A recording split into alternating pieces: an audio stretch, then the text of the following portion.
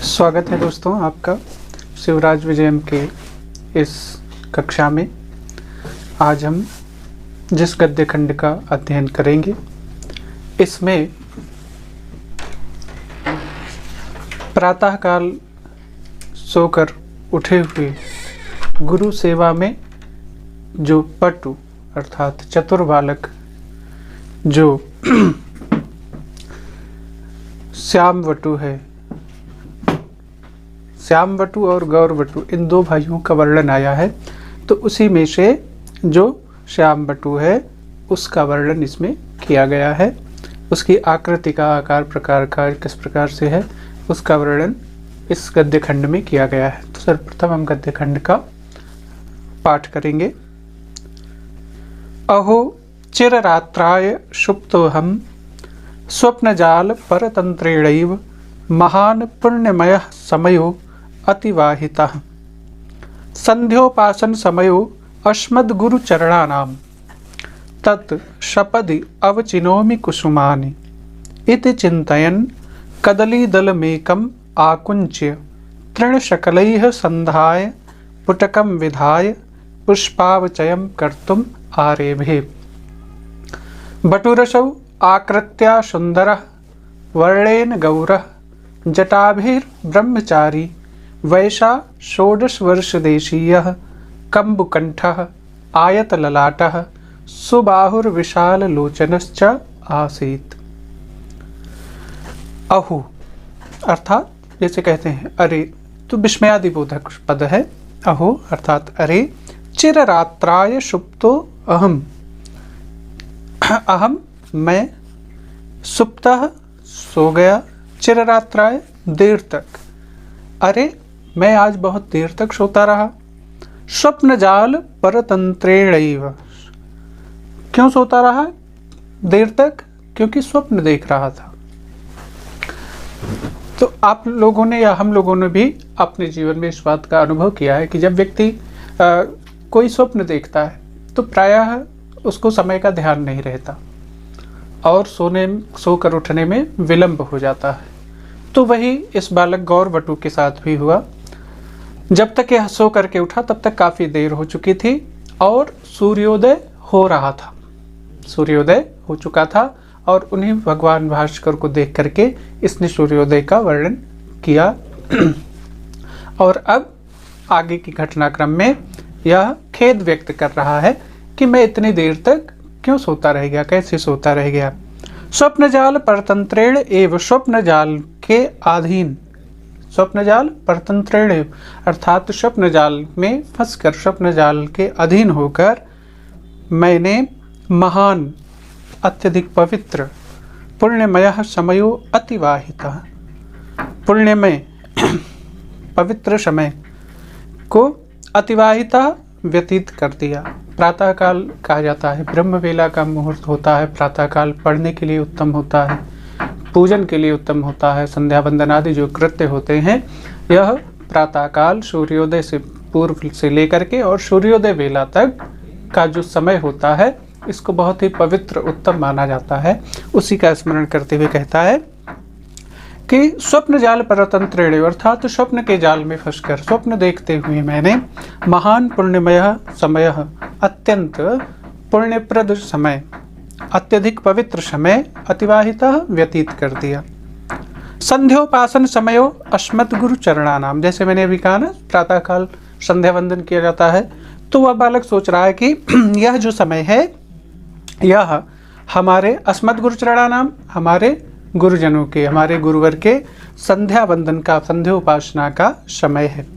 तत्शपदि, इसलिए शीघ्रता पूर्वक, जैसे हमारे यहाँ कथाएं आती हैं, पुराणों में वर्णन है कि प्राचीन समय में जो शिष्यगण होते थे या गुरु आश्रम में रह करके, गुरुकुल में रह करके गुरुजनों की सेवा करते हुए, उनके सानिध्य में रहते हुए और विद्याध्ययन किया करते थे। तो गौरवटु यानी जिस बालक का वर्णन किया जा रहा है यह भी आश्रम में रहता था और अपने गुरु की सेवा में निपुण था, प्रवीण था। पहले ही उसमें गद्य में इसकी विशेषता बताते हुए कहा गया है गुरु सेवन पटुः विप्रवटुः, अर्थात गुरुजनों की सेवा में चतुर जो ब्राह्मण बालक है। और इसमें देखिए इस गद्य खंड में उसको चिंता हो रही है किस बात के लिए कि मैं इतनी देर से उठा तो गुरु जी के संध्योपासन का समय व्यतीत हो रहा है, तो उनके लिए जो हमें व्यवस्था करनी चाहिए थी उसमें विलंब हो गया है। लेकिन कोई बात नहीं, तत्सपद, इसलिए शीघ्रतापूर्वक अवचिनोमि कुसुमानि, अवचिनोमि चुनता हूँ या तोड़ता हूँ, हिंदी भाषा में उसको तोड़ता हूँ कहेंगे, लेकिन जो है संस्कृत भाषा में उसके लिए अवचिनोमि शब्द का प्रयोग किया जाता है कि फूलों को चुनता हूँ। इत चिंतन, ऐसा अपने मन में विचार करते हुए। अब चिंतन में जो है चिंतन का तात्पर्य मन में विचार करते हुए। कदली दलम एकम आकुंच्य, एक केले के पत्ते को, कदली दलम केले का पत्ता, आकुंच्य तोड़कर, तृण शकलैः यानी तिनकों के समूह से, संधाय जोड़कर, पुटकम विधाय दोना बनाकर, पुष्पावचयम कर्तुम आरेभे, पुष्पों का चयन करना प्रारंभ किया। तृण शकलैः संधाय पुटकम विधाय पुष्पावचयम कर्तुम आरेभे, तिनकों से जोड़कर किस चीज का दोना बनाया, किस पत्ते का दोना बनाया, केले के पत्ते का दोना बनाया। ऐसा प्रश्न आ सकता है कि गौरवटू ने किसके पेड़ से पत्ते तोड़कर या किस पत्ते से दोना बनाया, तो कदली दल के पत्ते का दोना बनाया, नहीं कदली दलम एकम आकुंच्य लिखा है, तो इसका मतलब कि उसने केले के पत्ते को तोड़ा और उससे दोना बनाया। कैसे बनाया, तृण शकलैः संधाय, तिनकों से जोड़ा उसको और इस प्रकार से पुटकम अर्थात दोना या बनाया और उसमें पुष्पावचयम कर्तुम आरेभे, पुष्प को चयन करना आरंभ किया, यानी पुष्प फूल तोड़ना प्रारंभ किया। अब इसकी आकृति का वर्णन है आगे। यह बटु कैसा है देखने में, बटु रसौ आकृत्या सुंदरः, इस बटु की, इस बालक की आकृति कैसी है, सुंदर है। वर्णेन गौरः, वर्ण रंग इसका कैसा है, गौर वर्ण का है, गोरा है। जटाभिर ब्रह्मचारी, मस्तक पर जटाएं हैं जिसके कारण प्रतीत होता है कि यह ब्रह्मचारी है, अर्थात विद्याध्ययन करने वाला शिष्य है। वैसा 16 वर्ष देशीय, देखने में इसकी उम्र 16 वर्ष की प्रतीत होती है। कंबु कंठः, गला कैसा है, कंबु के समान, कंबु अर्थात शंख के समान, कंबु मीन्स शंख, शंख के समान सुंदर गला है। आयत ललाटः, ललाट कैसा है, आयताकार है, चौड़ा है। सुबाहुर विशाल लोचनश्च आसीत, और भुजाएं कैसी हैं, विशाल लंबी भुजाएं हैं। लोचनः, आंखें कैसी हैं, बड़ी बड़ी, बड़ी भुजाएं, लंबी भुजाएं, और आंखें भी कैसी हैं, बड़ी बड़ी थी। कदलीदल कुंजायितस्य एतत् कुटी, ये बहुत ही इंपॉर्टेंट गद्य खंड है। इसमें से कई बार प्रश्न पूछा गया है कि कुटीर के पूरब में क्या है, पश्चिम में क्या है, उत्तर में क्या है, दक्षिण में क्या है, तो इसको विशेष ध्यान रखेंगे। कदलीदल कुंजायितस्य एतत् कुटीरस्य समन्तात् पुष्पवाटिका, पूर्वतः परम पवित्र पानीय परसहस्रपुंडलीक पटल परिलसितम पतात्रकुल पूजितम पयः पूरितः शर आसीत्। दक्षिणतः चैको निर्झर झरझर ध्वनित दिगंतरः फलपटलास्वाद चपलित चंचु पतंग कुलाक्रमणाधिक विनत शाख शाखि समूह व्याप्तः सुंदर कंदरः पर्वत खंडः आसीत्। कदलीदल कुंजायितस्य, कदलीदल केले का, कुंजायितस्य, कुंज कहते हैं झुरमुट झाड़ी, तो केले का पेड़ जो है बहुत सघन लगा हुआ है, तो सघन लगने के कारण ऐसा प्रतीत हो रहा है कि मानो कुंज बन गया हो, झुरमुट बन गया हो, झाड़ी बन गई हो। केले के समूह से घिरे होने के कारण जो है अत्यधिक सघन वृक्ष होने के कारण कुंज के समान जो प्रतीत होने, कुंजायित होना मतलब कुंज बनना नहीं, कुंज के समान प्रतीत होने वाली एतत् कुटीरस्य, इस कुटिया के, समन्तात पुष्पवाटिका, इस कुटिया के, इस पर्णशाला के समन्तात अर्थात चारों दिशाओं में पुष्प वाटिका, फूलों का उद्यान, बगीचा कह सकते हैं, पुष्प वाटिका थी। पूर्वतः, और पूर्व की ओर, पूर्वतः मतलब पूर्व दिशा की ओर, परम पवित्र पानीय परसहस्र पुंडरीक पटल परिलसितम, अर्थात परम पवित्र यानी पवित्र जल वाला, परम अत्यंत, अत्यंत पवित्र जल वाला, परस सहस्र यानी हजारों से ऊपर, जैसे कहते नहीं हजारों कमल खिलना, जो गणना साधारण रूप से नहीं की जाती, उनको हम मात्रात्मक रूप से कह देते हैं ना, हजारों करोड़ों, तो वही चीज़ यहाँ पर भी है। परस सहस्र अर्थात हजारों, पुंडरीक कमल, पटल समूह, हजारों कमल समूहों से, कमल दलों से, परिलसितम सुशोभित, पतत्र कुल कूजित पूजितम, पतत्र अर्थात पक्षियों के, कुलस्य समूह, पतत्र कुल पक्षियों के समूह से, कूजित गुंजायमान या कलरों से युक्त, पूजितम पूजनीय या परिपूर्ण, व्याप्त हजारों पक्षियों के कलरों से पूजित या परिपूर्ण, पयः पूरितम जल से भरा हुआ, शरह सरोवर आशीत था। कुटिया के पूर्व दिशा में अत्यंत पवित्र जल वाला, हजारों कमल दलों से सुशोभित और पक्षी समूह के कलरों से परिपूर्ण जल से भरा हुआ सरोवर था। किस दिशा में था? पूर्वतः, पूर्व दिशा में। दक्षिणतः च एको निर्झर झरझर ध्वनित दिगंतरः फल पटलास्वाद चपलित चंचु पतंग कुला क्रमणाधिक विनत शाख शाख समूह व्याप्तः सुंदर कंदरः पर्वत खंडः आसीत। पूरब में क्या हो गया? सरोवर हो गया। अब इसके बाद दक्षिण दिशा का है वर्णन। दक्षिणतः च एको, और दक्षिण दिशा की ओर एक क्या था? पर्वत खंडः आसीत, पर्वत था जो कैसा था?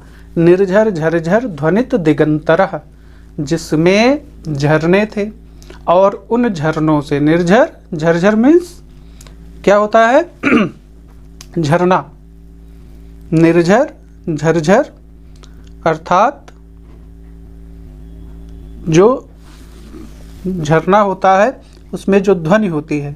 निर्झर मीन्स झरना, और झरझर जो उसकी आवाज़, पानी जब गिरता है झरने से तो उसकी जो ध्वनि है उसका वर्णन है कि जो झरना था उसमें जो झरझर ध्वनि होती थी, उस ध्वनि से दिगंतरः दिशाओं को व्याप्त करने वाला, और फल पटलास्वाद चपलित,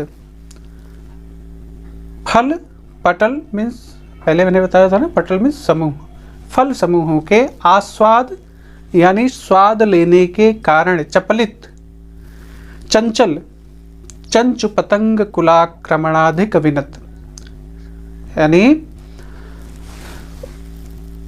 उस पर्वत खंड पर फलों के वृक्ष थे और उन फलों का स्वाद लेने वाले जो पक्षी समूह थे, और उन फलों का स्वाद लेने के कारण वे पक्षी समूह कैसे थे? चपलित चंचु, अर्थात जिनकी चोंच चंचल थी फलों का स्वाद लेने के लिए।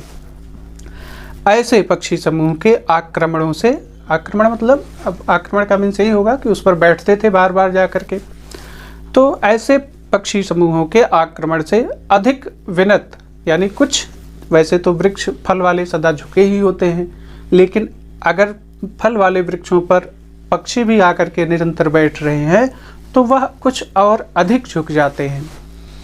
तो ऐसे पक्षियों के आक्रमण से थोड़ा और अधिक विनत यानी झुकी हुई, शाख शाख समूह व्याप्तः, ऐसे शाखाओं और वाले वृक्षों से व्याप्त, सुंदर कंदरः, एक पर सुंदर कंदरा से युक्त, पर्वत खंड आसीत, पर्वत खंड था। ऐसा एक पर्वत शिखर था जिसके झरने दिशाओं को अपनी झरझर ध्वनि से ध्वनित कर रहे थे, और जिसके फल वाले वृक्ष समूहों पर चंचल चोंचों वाले जो पक्षी समूह थे उनके आक्रमण से अधिक झुकी हुई शाखाओं वाले जो वृक्ष थे इनसे व्याप्त और साथ ही एक सुंदर कंदरा से युक्त पर्वत शिखर था। यावदेष ब्रह्मचारी बटुः अलिपुंजम उद्धूय कुसुम कोरकान अवचिनोति तावत् तस्यैव सतीर्थ्यो अपरः तत्समान्वयः कस्तूरिका रेणुरूषित इव श्यामः चंदन चर्चित भालः कर्पूरागुरुछोदच्छुरित वक्षो बाहुदंडः सुगंधपटलैरुन्निद्रैर्निव निद्रामंथराणि कोरकनिकुर अंबकांतरालाशु सुप्तानि मिलिंद वृंदानि झटित समुपसृत्य निवारेण गौरबटुम एवं अवादीत। यावत् एष ब्रह्मचारी बटुः अलिपुंजम उद्धूय कुसुम कोरकान अवचिनोति। यावत् जब तक, एष यह, कौन, गौरबटु जिसकी चर्चा हो रही थी, जब तक यह ब्रह्मचारी बटु ब्रह्मचारी बालक अलिपुंजम भंवरों के समूह को उद्धूय उड़ाकर हटाकर, जैसे पुष्प वाटिका थी तो फूलों पर भंवरे मंडरा रहे थे, तो जब तक यह गौरबटु यह ब्रह्मचारी बालक उन भंवरों को उड़ाकर या हटाकर कुसुम कोरकान यानी फूलों की कलियों को अवचिनोति चुनना प्रारंभ करता, तावत तब तक, तस्सैव उसका ही अर्थात गौरबटु का ही, सतीर्थ्यो, सतीर्थ्यो मतलब सहपाठी, सतीर्थ्यो मीन्स सहपाठी, तब तक गौरबटु का जो सहपाठी था वह अपरह दूसरा तत्समान्वया उसी के समान आयु वाला, कस्तूरिका रेणुरूषित इव श्यामः, कस्तूरिका रेणुरूषित इव, कस्तूरिका मीन्स कस्तूरी और रेणु मीन्स धूल, जो कस्तूरी होती है उसका जो धूल या पराग या चूर्ण, कस्तूरी के चूर्ण से किसी को जैसे लगा दिया जाए, कस्तूरी घिस करके और उसको लगा दिया जाए, उस समय उसका जो वर्ण होता है श्याम वर्ण, उसके समान यानी कस्तूरी के रेणु या धूल से धूसरित हुए के समान श्याम वर्ण वाला, चंदन चर्चित भालः जिसके भाल अर्थात मस्तक पर ललाट पर चंदन लेप का लेप लगा हुआ था, कर्पूरागुर चोदत छुरित बच्छो बाहुदंडः, कर्पूर और अगर यानी कपूर और एक सुगंधित द्रव्य होता है उससे, उसके चूर्ण से जिसके वक्षस्थल और भुजदंड सुशोभित हो रहे थे। कर्पूर अगर छोदत छुरित वक्षो बाहुदंडः, आप लोगों ने देखा होगा जब तिलक लगाया जाता है, भस्म लगाई जाती है, तो सिर्फ मस्तक पर ही नहीं, लोग उसको हृदय पर और दोनों भुजाओं पर भी लगाते हैं। तो जो श्याम बटु आया जिसका अब वर्णन किया जा रहा है, तो चंदन पर तो उसके भाल पर या ललाट पर तो चंदन था ही, उसके साथ ही साथ कपूर और अगर यानी जो सुगंधित द्रव्य होता है उससे उसका वक्ष यानी वक्षस्थल और जो भुजदंड हैं वह भी सुगंधित थे, अर्थात उन पर भी लगा हुआ था उसका लेप। सुगंध पटलैः उन्निद्रैर्निव, सुगंध पटलैः यानी जो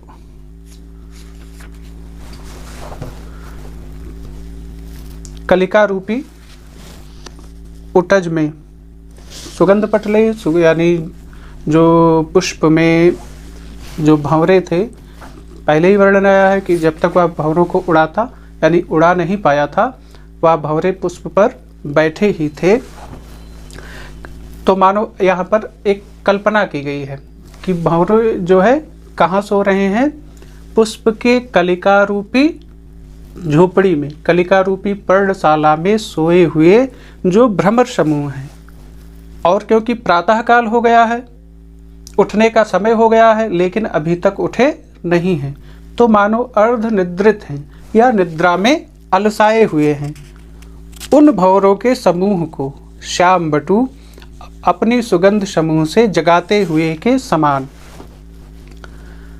उन्निद्रैन्निव अर्थात जगाते हुए के समान। किसको? निद्रा मंथराण, निद्रा के कारण जो अलसाए हुए थे। कौन? कोरक निकुरम्बकांतरालास सुप्तानि, यानी पुष्प रूपी पर्णशाला में कोरकन पुष्प रूपी जो पर्णशाला थी उसके अंदर में जो सुप्त यानी सोए हुए थे, मिलिंद वृंदानि जो भ्रमर समूह थे, उनको झटित समुपसृत्य निवारयन गौरबटुम एवं अवादित। उन भंवरों को जगाते हुए के समान शीघ्र ही आकर, झटित शीघ्र ही आकर गौरबटु को रोकते हुए बोला। निवारयन रोकते हुए बोला। अब उसने क्या बोला इसको हम आगे के अंक में पढ़ेंगे। आज के लिए बस इतना ही। तो इसमें जो इम्पोर्टेंट है वो ये है कि इस बात का ध्यान रखें कि कुटिया में चारों ओर क्या है? पुष्प वाटिका है। पूर्व दिशा की ओर क्या है? सरोवर है। और दक्षिण दिशा की ओर क्या है? पर्वत शिखर है। यहाँ से प्रश्न पूछे जाते हैं। हाँ, और ब्रह्मचारी बटुओं की आयु क्या है? 16 वर्ष देशीय।